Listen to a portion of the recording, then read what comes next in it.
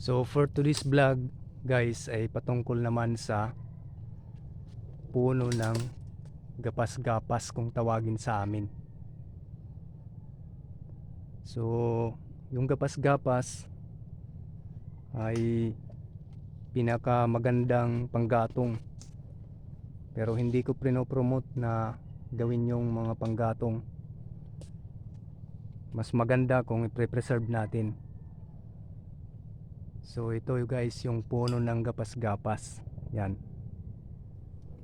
Yung taas niya ay umaabot ng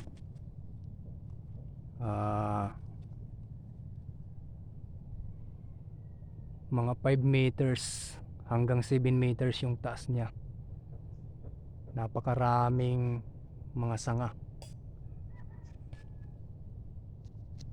So dito makikita natin guys yung mga ugat niya, oh. Umbok-umbok. Yan. Yan yung mga ugat. At saka yung mga maliliit na gapas-gapas, ayun, oh. Yan. Yan yung maliliit na gapas-gapas.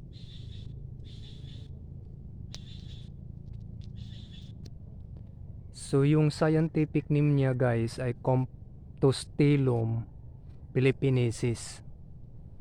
So isa na din tong puno na karaniwan makikita sa atin mga baybayin or sa mga mangrove area. Yan. Ito, marami dito.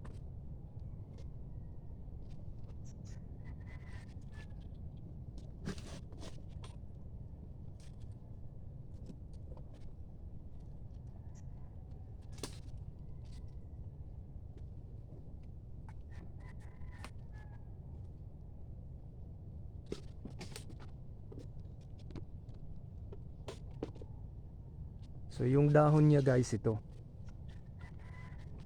Yan. Yung mga dahon niya.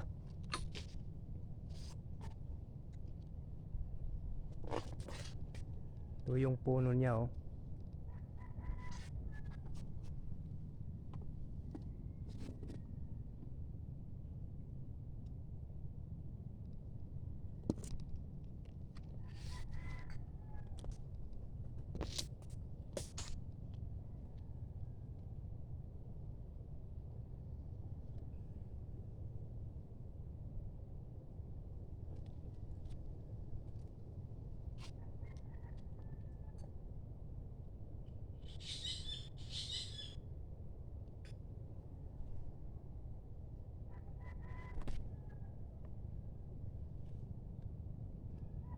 So maraming puno dito ng gapas-gapas.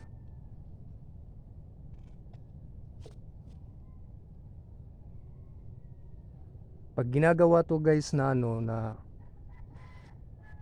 ng panggatong, binabalatan nila.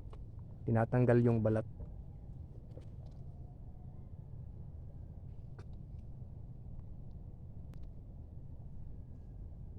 So karamihan dito sa amin, ito yung tumutubo. Marami sila dito. Yan, oh.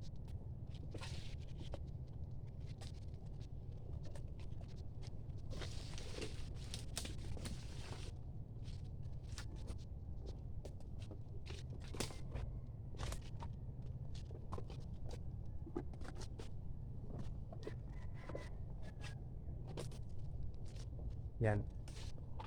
Isa rin itong ano, pinupugaran na ng maraming ano.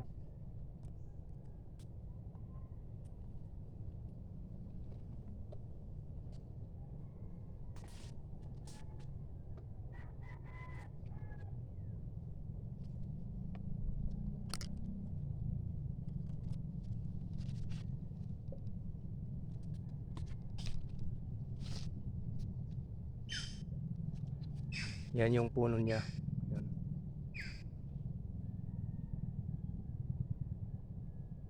So hanggang dito lang guys muna. At least alam niyo na kung ano ang klaseng puno pag ganito.